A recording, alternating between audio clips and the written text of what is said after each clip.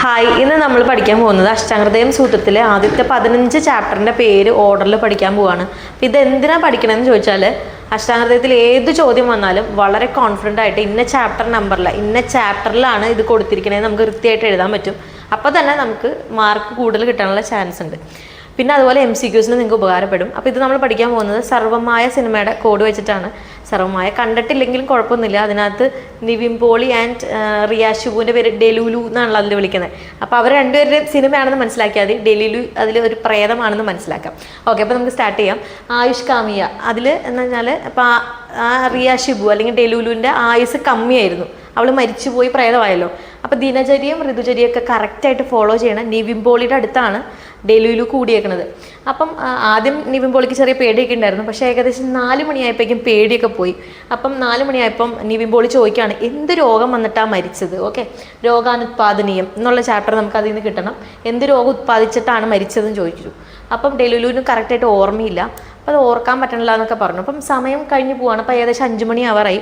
നമ്മൾ ചായ കുടിക്കുന്ന സമയമാണല്ലോ. അപ്പോൾ എന്തെങ്കിലും ദ്രവമായിട്ടുള്ള എന്തെങ്കിലും ലിക്വിഡ് ആയിട്ടുള്ള ജ്യൂസ് കുടിക്കാൻ വേണ്ടി അവർ പുറത്തേക്ക് പോയി. ദ്രവദ്രവ്യ വിജ്ഞാനീയം പുറത്ത് പോയാൽ നമ്മൾ ജ്യൂസ് കുടിക്കാൻ പോയാൽ നമ്മൾ ഓട്ടോമാറ്റിക്കായിട്ട് എന്ത് കഴിക്കും? എന്തെങ്കിലും അന്നം കഴിക്കുമല്ലോ. പലവിധ രൂപത്തിലുള്ള ചില്ലിലിരിക്കുന്ന കാണുമ്പോൾ നമ്മൾ കഴിക്കും. അപ്പോൾ അന്നസ്വരൂപീയ വിജ്ഞാനീയം നമുക്ക് കിട്ടി. അപ്പോൾ 6 മണിയൊക്കെ ആയപ്പോഴത്തേക്ക് നമ്മൾ ഫുഡൊക്കെ കഴിച്ചു കഴിഞ്ഞു. അത് കഴിഞ്ഞ് ഇവർ തിരിച്ചു പോകുന്ന സമയത്ത് ഇവരെ കാറ് പഞ്ചറായി കഴിഞ്ഞപ്പോൾ 7 മണിയായപ്പോഴത്തേക്ക് ആര് വന്നു? ഒരു അന്ന വന്നു. ഈ നിവിൻ പോളിയുടെ ഒരു ഫ്രണ്ടായിരുന്നു അന്ന വന്നിട്ട് ഇവർ രക്ഷിച്ചു. അന്നരക്ഷവിധി. ഓക്കെ, അപ്പം അത് കഴിഞ്ഞിട്ട് ഇവരുടെ വീട്ടിൽ കൊണ്ടുപോയി. നിവിൻ പോളിയുടെ വീട്ടിലേക്ക് കൊണ്ടുപോവുക. 8 മണി വരെ മാത്രമേ അന്ന അവരുടെ വീട്ടിലിരുന്നുള്ളൂ. അത് കഴിഞ്ഞ് അന്ന തിരിച്ചു പോയി. അത് കഴിഞ്ഞ് ഇപ്പം ഡെലുലു നിവിൻ പോളിയുടെ വീട്ടിൽ ആദ്യമായിട്ട് വന്നേക്കാണ്. അപ്പോൾ അവിടുത്തെ സംഭവങ്ങളൊന്നും ഡെലുലുവിന് അറിഞ്ഞുകൂടാ. അപ്പം 9 മണിയൊക്കെ ആയപ്പോഴേക്കും ദ്രവ്യാദി വിജ്ഞാനീയം, അതായത് ആ വീട്ടിലെ ദ്രവ്യങ്ങളെയൊക്കെ നിവിൻ പോളി ഇങ്ങനെ പരിചയപ്പെടുത്താൻ തുടങ്ങി.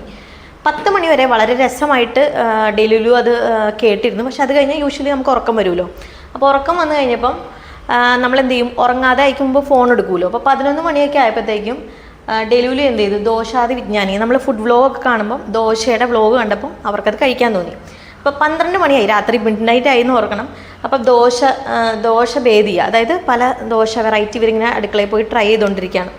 അത് കഴിഞ്ഞ് നമുക്ക് ട്രെയിൻ ടൈം ഓർക്കാം. 13 മണി. ഓക്കെ, 13 മണിയായപ്പോഴേക്കും ഇവർ ദോശ ഉണ്ടാക്കിയ ഉപകരണങ്ങളെല്ലാം എടുത്ത് കഴുകാനിടുകയാണ്. ദോശ ഉപക്രമണീയം.